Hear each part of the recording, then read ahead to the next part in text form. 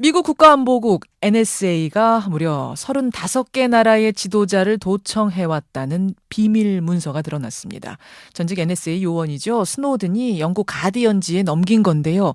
아직 어느 나라가 포함됐는지 구체적으로 보도가 되고 있지는 않습니다만 이미 전 세계는 발칵 뒤집혔죠. 그래서 우리 정부도 미국에다가 사실 확인을 요청했습니다. 그랬더니 미국에서 돌아온 답변은 입장을 이해한다 였습니다. 도청했다고 묻는데 입장을 이해한다니 이게 무슨 황당한 답변인가요? 과연 우리 대통령이 도청당했을 가능성은 얼마나 되는 건지 또 우리 정부의 대응은 어떠해야 하는 건지 국회 외교통일위원회 소속이시죠? 민주당 우상호 의원 연결을 해보겠습니다. 의원님 안녕하세요. 네, 안녕하세요. 아니 오늘 개성공단 국감하시는 날이잖아요. 네, 그렇습니다. 외교통일위원회 소속 의원들이 지금 개성 가고 있는 중입니다. 지금 가시는 길이군요. 네네. 일단 NSA란 조직이 국가 정상을 도청한 것으로 사실 확인이 된 나라는 어딘가요? 지금 이제 보통 NSA 특징상 의혹이 제기돼도 공식적으로 확인해주지는 않거든요.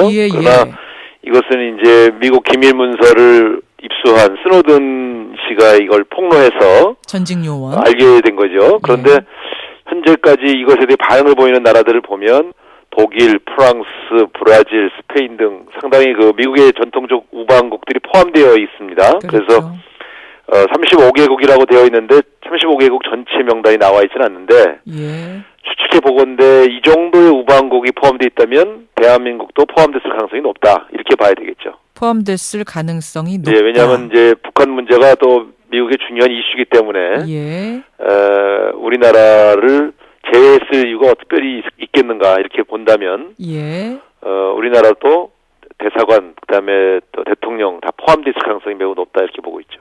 이미 미국 주미 한국 대사관을 도청했다는 건 지난 7월 폭로에서 드러났었지요.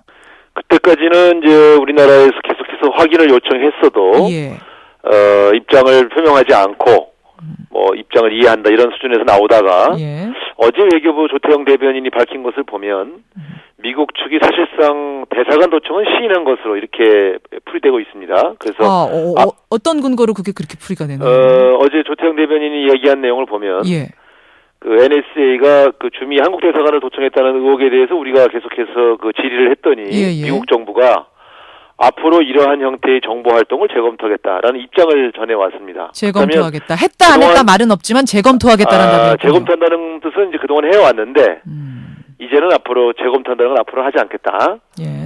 이런 취지로 입장을 전달해 온 것이죠. 그렇기 때문에 이것은 사실상 시인이기 때문에 이 문제는 상당히 저는 심각하게 받아들이고 있는 편입니다. 대사관까지는 시인한 것으로 보시고 그 안에는 재검토하겠다는 말 안에는 대통령 그러니까 국가 정상에 관한 도청도 있을 거라고 보세요?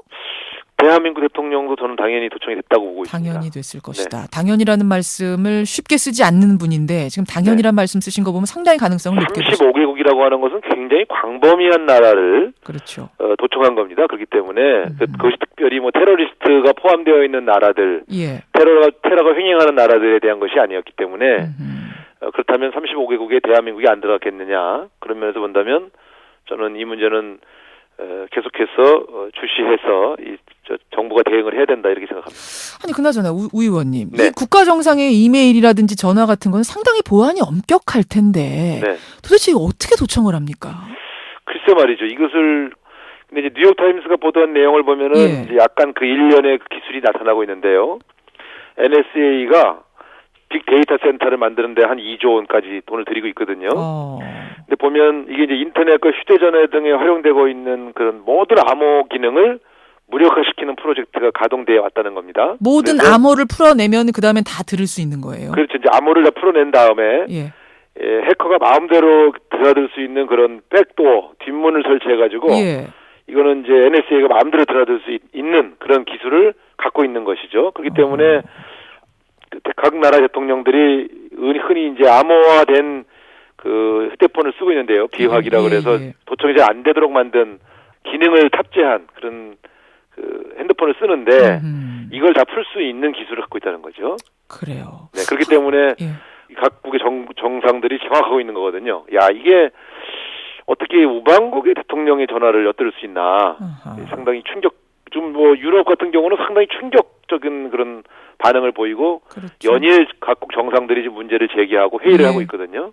그러고 보면 하긴 뭐 1940년대부터 냉정시대 그 공산국가 감시 목적으로 도청 기술이 상당히 발달하기 시작했잖아요. 미국의 경우는. 그 냉전 시대에 흔히 가상 적국, 특히 적국들을 대상으로 한 스파이 기능이야. 그건 당연히 이해할 수 있다고 볼 수 있고요. 그 후로도 없어지지 않은 거예요. 계속 발전이 된 거예요. 그 그렇죠. 기술이. 오히려 정보화 기술이 발전하면서 훨씬 더 도청 기능이 더 발전했다고 봐야 되겠죠. 그렇게 해서 미국이 노리는 건 뭡니까? 우방국 정상의 전화번호, 뭐 전화, 이메일까지 도청해서. 본인들 해명으로는 그 테러 방지를 위한 여러 가지 정보를 입수하기 위하여라고 하지만 이게 각국 정상이 테러리스트도 아니고 독일 총리 전화 해킹해가지고 무슨 테러를 방지를 한다는 거예요? 그럼요. EU 같은 경우는 오히려 그 미국의 테러에 대한 대응에 대해서 적극적으로 협조해야 하는 국가들이거든요. 우리나라도 마찬가지고요. 그렇죠. 그런데 이런 나라 정상의 전화를 도청했다는 것은 단순히 테러 방지 기능만이 아니라 미국의 이익을 위하여 우방국 정상들의 대화 내용까지 탐지했다. 이렇게 봐야 될 것 같고요. 재밌는 게 그 EU 그 유럽의회 의장이 미국과의 FTA 협상을 중단하겠다 이렇게 얘기를 했어요. 그러면서 하는 말이 만약에 우리가 어떤 내용을 협상하려고 하는지 이미 미국이 다 알고 있다면 우리가 어떻게 신뢰감을 갖고 미국과 협상할 수 있겠는가? 이건 할 수 없다. 이런 얘기를 했거든요. 그래서 지금 우리나라도 보면은 이게 2006년 정도부터 정상들 도청을 했다는 건데 2006년에도 2006년이면은 참여정부 때네요. 그렇습니다. 노무현 대통령 시절인데 그렇다면 이게 우리나라 대사관과 대통령까지 도청을 했다면 우리나라의 대미 FTA 협상 내용까지도 미국이 다 들여다보고 있었다. 이렇게 봐야 될 것 같고요.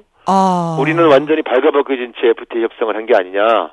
이런 문제의식까지 갖게 되는 것이죠. 갑자기 그 얘기를 들으니까 소름이 쫙 상당히 끼치네요. 심각한 내용입니다. 그러니까 유럽의 의장까지 이런 얘기를 했다는 것은 전 세계 우방국 간의 신뢰를 훼손하는 상당히 심각한 문제를 일으킨 것이다. 이렇게 봐야 되겠죠. 오 의원님, 혹시 그 참여정부 시절에 FTA 이제 협상하면서 말입니다. 네. 어떻게 저런 걸 알았지?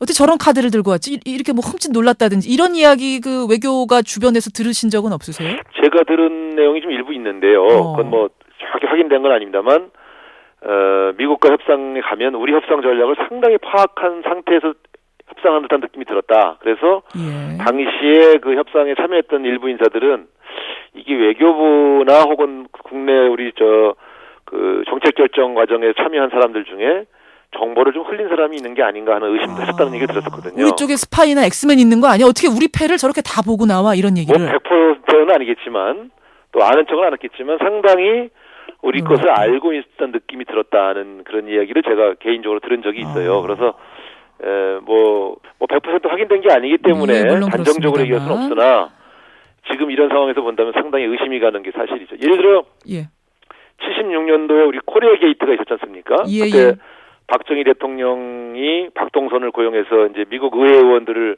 돈으로 구워 삶았다 이런 내용인데요. 이게 알려진 게 미 CIA가 청와대를 도청해다 알아냈다는 거 아닙니까? 그렇죠. 그러니까 당시에도 우리나라는 대통령 청와대까지 도청을 다 했다는 거니까 이 상당히 우리는 그 전사가 있기 때문에 이런 문제에 대해서 상당히 신빙성 있게 의심할 수 있는 거죠. 자, 그럼 이제 우리의 대응은 어떻게 해야 되는가? 우리 생각을 좀 해야 될 텐데 곧 가디언지의 구체적인 내용이 실릴 거라고는 합니다만 만약 우리나라도 포함이 된다면 어떻게 대응해야 옳다고 보세요? 뭐 이건 분명합니다. 이 1차로는 이제 사실 확인하고 공식적으로 항의해야 됩니다. 공식적으로 항의. 이게 일종의 주권 침해거든요. 우방국 간의 신뢰를 훼손한 주권 침해 행위인데 이거에 대해서 우리 정부가 뭐 그럴 수 있지 이렇게 넘어간다면 이건 주권 국가의 태도가 아니죠. 그래서 또 프랑스 메르켈 독일 총리나 프랑스에서 항의한 수준에서 사실 확인 및 공식 항의를 해야 된다. 두 번째는 사과를 받고 재발 방지 약속을 받아야 됩니다. 그리고 또 한편으로는 우리나라 암호 체계라든가 우리나라의 그 보안 기능들에 대해서 이럴 때 한번 점검을 해서 미국이 우리나라를 들여다볼 수준인데 다른 나라는 안 들여다봤겠는가? 예를 들어 북한은 안 들여봤겠는가? 그렇습니다. 이것은 지금 우리나라 암호 체계가 그렇다면 정상적인 그 보안이 가능한 거냐? 국가 정상과 대사관 같이 기밀을 관리해야 할 그런 주요 부서에서 이렇게 맥없이 뚫렸다면 그건 국가적으로 굉장히 심각한 문제이기 때문에 암호 체계 변경 등 후속 대응 조치를 반드시 해야 된다. 이렇게 저는 생각합니다. 예, 우상호 의원과 함께 이번 미국 NSA의 도청 사건 좀 짚어봤습니다. 의원님 오늘 개성공단 잘 다녀오시고요. 바쁘신 와중에 고맙습니다. 고맙습니다. 예, 민주당 우상호 의원이었습니다.